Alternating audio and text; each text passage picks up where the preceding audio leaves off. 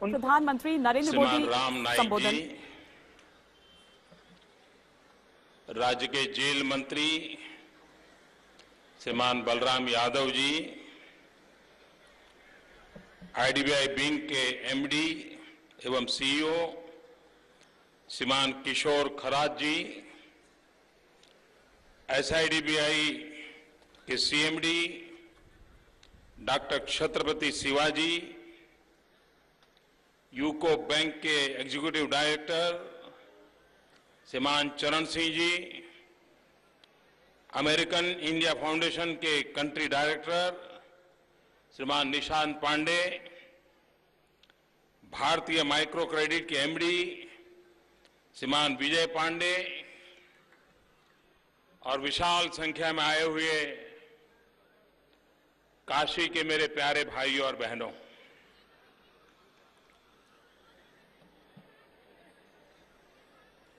आज यहां जो कार्यक्रम हो रहा है, ये कार्यक्रम सिर्फ कुछ गरीब परिवारों का जीवन बदलेगा ऐसा नहीं है। ये कार्यक्रम एक ऐसी शुभ शुरुआत है जो काशी के भाग्य को बदलेगा।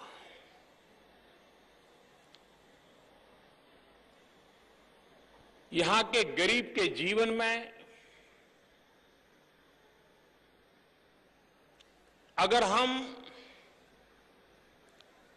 थोड़ा सा आवश्यक बदलाव ला लें, समय के आधारित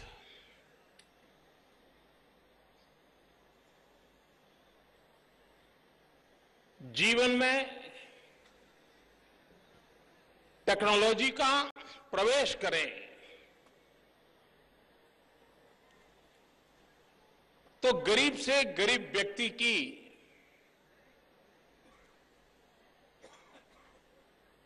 पहले जितना परिश्रम करके कमाता था उससे भी थोड़ा कम परिश्रम करके वो ज्यादा कमा सकता है।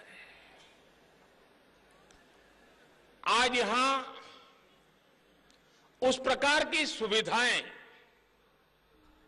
दी जा रही है जिसमें बैंक का सहयोग है, अमेरिकन फाउंडेशन का सहयोग है, भारत सरकार बहुत बड़ी मात्रा में इन चीजों को प्रमोट कर रही है और गरीब को सबसे पहला प्रयास है कि वो आत्मनिर्भर कैसे बने। हम करीब करीब पिछले 40-50 साल से गरीबी हटाओ इस बात को सुनते आए हैं। हमारे देश में चुनावों में भी गरीबों का कल्याण करने वाले भाषण लगातार सुनने को मिलते हैं। हमारे यहां राजनीति करते समय कुछ भी करते हो, लेकिन सुबह शाम गरीबों की माला जपते रहना ये एक परंपरा बन गई है। इस परंपरा से अब जरा बाहर आने की जरूरत है और बाहर आने का मतलब है कि क्या हम प्रत्यक्ष रूप से गरीबों को साथ लेकर के गरीबी से मुक्ति का अभियान चला सकते हैं क्या? अब तक जितने प्रयोग हुए हैं उन प्रयोगों से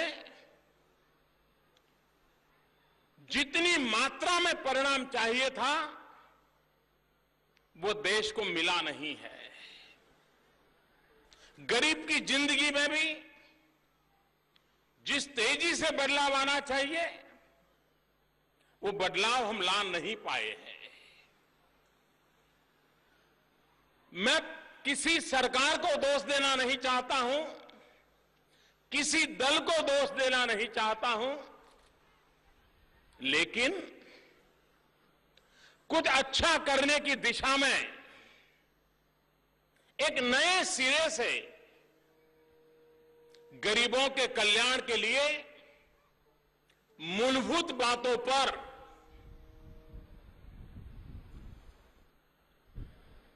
फोकस करना, वो कौन सी चीजें करे ताकि गरीब जो सचमुच में मेहनत करने को तैयार है, गरीबी की जिंदगी से बाहर निकलने को तैयार है। आप किसी भी गरीब को पूछ लीजिए, उसे पूछिए कि भाई क्या आप अपने संतानों को ऐसी ही गरीबी वाली जिंदगी जिए ऐसा चाहते हो कि अच्छी जिंदगी जिए ऐसा चाहते हो? गरीब से गरीब व्यक्ति भी ये कहेगा कि मैं मेरे संतानों को विरासत में ऐसी गरीबी देना नहीं चाहता हूं, मैं उसे एक ऐसी जिंदगी देना चाहता हूं कि जिसके कारण वो अपने कदमों पर खड़ा रहे, सम्मान से जीना शुरू करें और अपनी जिंदगी को गौरव पर बताएं। ऐसा हर गरीब मां बाप की इच्छा होती है। उसको वो पूरा कैसे करें? आज कभी हालत ऐसी होती है कि वो मजदूरी करता है, लेकिन अगर थोड़ा सा स्किल डेवलपमेंट कर दिया जाए, उसको थोड़ा हुनर सिखा दिया जाए, तो पहले अगर वो 100 रुपया कमाता है, थोड़ा हुनर सिखा दिया तो वो 250-300 रुपया कमाना शुरू कर देता है।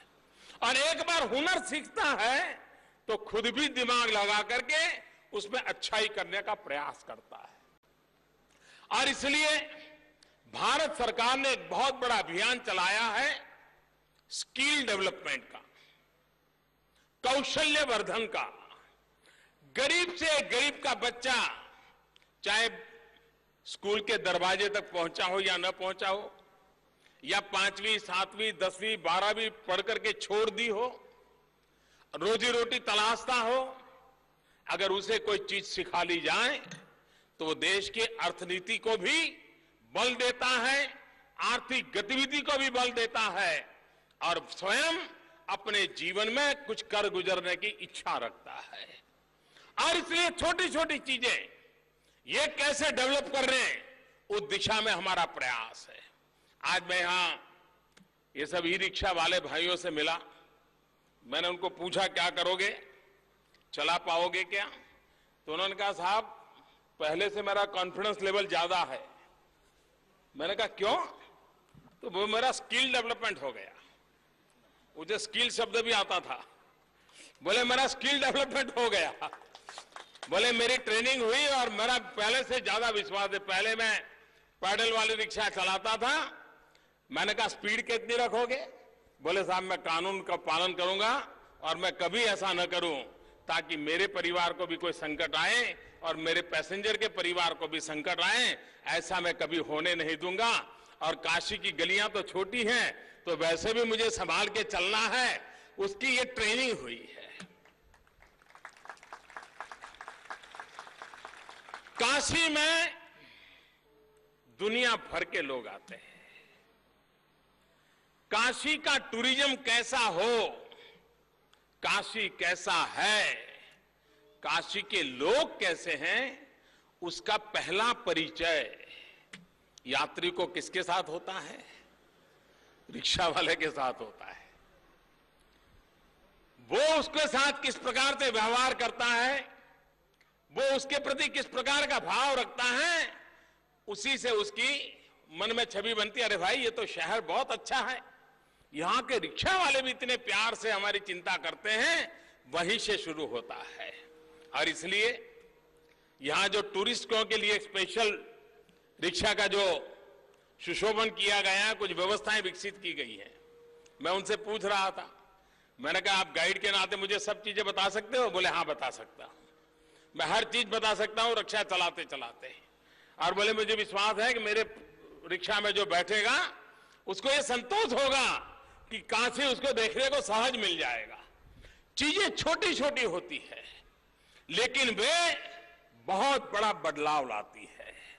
आज चाहे पैडल रिक्शा को आधुनिक कैसे किया जाए, पैडल रिक्शा से ई रिक्शा की ओर शिफ्टिंग कैसे किया जाए, यात्रियों की सुविधाओं को कैसे स्थान दिया जाए, बदलते हुए युग में एनवायरमेंट फ्रेंडली टेक्नोलॉजी का कैसे उपयोग किया जाए, इन सारी बातों का इसके अंदर जोड़ है। और सबसे बड़ी बात है उनके परिवार की। आज इसमें जो लोग सिलेक्ट किए गए हैं वो लोग हैं जिनकी खुद की कभी रिक्शा नहीं थी। वो बेचारे किराए पर रिक्शा लेकर के दिन भर मजदूरी करते थे। 50 रुपया 60 रुपया उस रिक्शा मालिक को उनको देना पड़ता था। बचा खुचा घर जाकर के ले जाता था, बच्चों के लिए डबल रोटी साथ ले जाता था, उसी से रात का गुजारा हो जाता था। इस प्रयोग का सबसे बड़ा लाभ उन गरीब रिक्शा वालों को है कि अब उनको वो जो ऊंचे ब्याज से पैसे देने पड़ते थे उससे अब मुक्ति हो गई। अब वो जो पैसे होंगे वो बैंक के बहुत ही कम रेट से पैसा जमा करेगा और कोई साल के अंदर, कोई 2 साल में इस रिक्शा का मालिक हो जाएगा। जब उसे पता है, इसका मतलब ये हुआ कि उसकी ये बचत होने वाली है। ये पैसे उसके किसी और की जेब में नहीं जाने वाले, खुद की जेब में जाने वाले हैं, ताकि वो 1 साल 2 साल के बाद इसका मालिक बन जाने वाला है। और मुझे विश्वास है कि इस प्रकार की व्यवस्था के कारण आने वाले दिनों में जितने परिवार हैं उनको फिर गरीबी की हालत में रहने की नौबत नहीं आएगी, वो आगे बढ़ेंगे। मैंने उनसे पूछा कि बच्चों को पढ़ाओगे क्या? बोले साहब अब तक तो कभी कभी मन में रहता था कि कितना पढ़ाऊं, कहां से पैसा लाऊं, लेकिन ये जो आपने व्यवस्था की है, अब मैं आपको विश्वास दिलाता हूं, मैं बच्चों को पढ़ाऊंगा। मेरी बात तो ये 5-6 लोगों के साथ हुई है, लेकिन यहां जिन लोगों को आज रिक्शा मिल रही है उन सबसे मेरा आग्रह है, कितनी ही तकलीफ क्यों न हो, मेरे प्रति नाराजगी व्यक्त करनी है तो जरूर करना, आपको हक है, लेकिन बच्चों को पढ़ाई से कभी खारिज मत करना, बच्चों की पढ़ाई को प्राथमिकता देना। गरीबी के खिलाफ लड़ाई लड़ने का सबसे बड़ा औजार और सस्ते से सस्ता औजार कोई है तो अपने संतानों को शिक्षा। अगर हम अपने बच्चों को शिक्षा देंगे तो दुनिया की कोई ताकत नहीं है जो हमें गरीब रहने के लिए मजबूर कर दे। देखते ही देखते स्थिति बदलना शुरू हो जाएगा। और इसलिए मैं आग्रह करूंगा कि ये जो नई सुविधाएं जिन जिन परिवारों को मिल रही हैं, वे अपने बच्चों को पढ़ाने के विषय में कोई कॉम्प्रोमाइज न करें, अपने बच्चों को जरूर पढ़ाएं। आज मुझे एक परिवार से मिलना हुआ, वो बहन चौराहे पर दरी बिछा करके सब्जी वगैरह बेचती रहती थी। आज उसको एक ठेला मिल गया है। मैंने उसको पूछा क्या फर्क पड़ेगा? बोले जी पहले तो मैं जहां बैठती थी कोई आया तो माल लेके जाता था, अब मैं अलग अलग इलाकों में जाऊंगी, अपना समय पत्रक बना दूंगी कि इस इलाके में सुबह 9 बजे जाना है, इस इलाके में सुबह 10 बजे जाना है, इस इलाके में 11 बजे जाना, तो लोगों को भी पता रहेगा कि मैं कितने बजे वहां माल अपना लेकर के जाऊंगी, तो वो जरूर उस समय पर मेरा माल ले लेंगे। अब देखिए अनपढ़ महिला, लेकिन उसे मालूम है कि मैं ऐसा टाइम टेबल बनाऊंगी कि इस इलाके में 9 बजे जाती हूं तो हर रोज 9 बजे वहां पहुंच जाऊंगी, इस इलाके में दोपहर को 12 बजे पहुंचती हूं मतलब 12 बजे पहुंच जाऊंगी। यानी उसको बिजनेस का परफेक्ट मैनेजमेंट मालूम है। ठेला चलाते चलाते भी अपनी जिंदगी बदली जा सकती है, इसका विश्वास उसके अंदर आया है। ये छोटी छोटी चीजें हैं जिसके द्वारा हम एक बहुत बड़ा बदलाव लाने को कोशिश कर रहे हैं। अभी प्रधानमंत्री जनधन खाते खोलने का जो अभियान चलाया, हमारे देश में सालों से कहा जाता था कि गरीबों के लिए बैंकों का राष्ट्रीयकरण किया गया है, लेकिन बैंकों के राष्ट्रीयकरण के 40-50 साल के बाद भी बैंक के दरवाजे पर कभी कोई गरीब दिखाई नहीं दिया था और इस देश में कभी उसकी चर्चा भी नहीं थी। इस देश में ऐसा क्यों, ये सवाल इस देश के किसी बुद्धिमान व्यक्ति ने किसी राजनेता को नहीं पूछा, किसी सरकार को नहीं पूछा, 50 साल में नहीं पूछा। टेकन फॉर ग्रांटेड था। हमने आकर के बीड़ा उठाया कि बैंकों के दरवाजे पर मेरा गरीब होगा, बैंकों के अंदर मेरा गरीब होगा, ये बैंक गरीबों के लिए होगी। बड़ा अभियान उठाया। मैंने 15 अगस्त को घोषणा की थी, 26 जनवरी तक पूरा करने का संकल्प लिया था और सभी बैंकों ने जी जान से मेरे साथ जुड़ गए, कंधे से कंधा जुड़ गए और आज देश में करीब 18 करोड़ से ज्यादा बैंक के खाते गरीबों के खुल गए।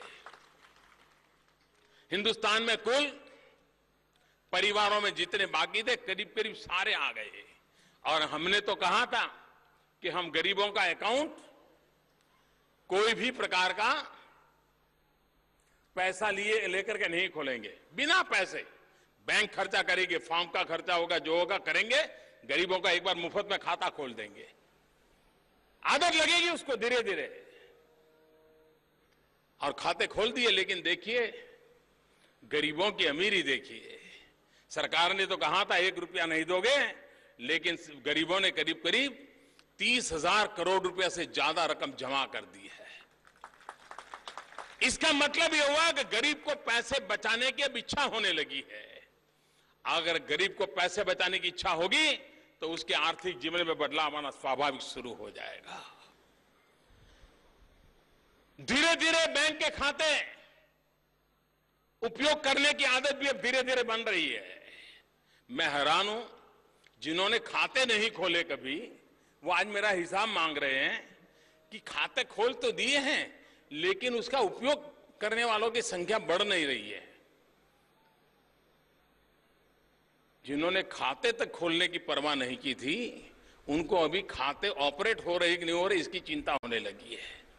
अच्छा होता ये काम अगर आपने 40-50 साल पहले कर दिया होता तो आज ऑपरेट करने का सवाल मुझे नहीं पूछना पड़ता, देश का सभी गरीब के खाते ऑपरेट हो जाते।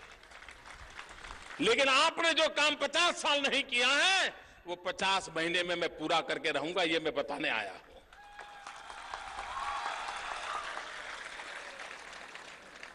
गरीब का भला कैसे हो? अभी काशी के अंदर रक्षाबंधन को सुरक्षा बंधन बनाने का बड़ा अभियान चला और मैं काशी की माताओं बहनों का विशेष रूप से सार्वजनिक रूप से आभार व्यक्त करता हूं कि इस रक्षाबंधन के पर्व पर मुझे इतनी राखियां मिली हैं बनारस से, इतने आशीर्वाद मिले हैं माताओं बहनों के। मैं सर झुकाकर उन सभी माताओं बहनों को नमन करता हूं। आपने जो मेरे प्रति सद्भाव व्यक्त किया है, मेरी रक्षा की चिंता की है और सुरक्षा का बंधन की जो बात कही है, मैं उसके लिए काशी की सभी माताओं बहनों का हृदय से बहुत आभार व्यक्त करता हूं। मैं इन सभी महानुभावों का भी आभार व्यक्त करता हूं कि इस योजना में हमारे साथ वे पार्टनर बने हैं और एक मॉडल के रूप में एक काम आने वाले दिनों में विकसित होगा। अब आप धीरे धीरे देखिए काशी के अंदर एक नया, और इसके कारण गति आने वाली है। इन चीजों के कारण गति आने वाली है। इन चीजों के कारण शहर की एक नई पहचान बनने वाली है। इन चीजों के कारण सामान्य मानवी के जीवन में सुविधा का अंश शुरू होने वाला है। ऐसी इस योजना के निमित्त मैं आज इन सभी बंधुओं को जिन्हें आज साधन मिल रहे हैं, मेरी तरफ से बहुत बहुत शुभकामनाएं देता हूं और काशी की आर्थिक प्रगति में गरीब से गरीब व्यक्ति की ताकत काम में आए, उस दिशा के प्रयत्नों में हमें सफलता मिले, यही भोलेनाथ हम पर आशीर्वाद बरसाएं। इसी एक अपेक्षा के साथ आप सबका बहुत बहुत धन्यवाद।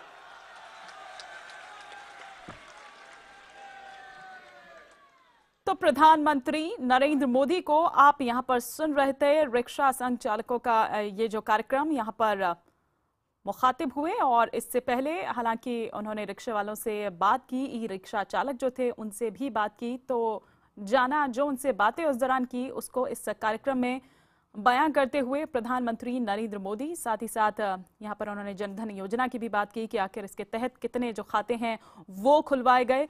खातों में करीब 30,000 करोड़ रुपए जमा हुए और साथ ही एक कटाक्ष करते हुए भी कि खाता ना खोलने वाले हमसे हिसाब मांग रहे हैं।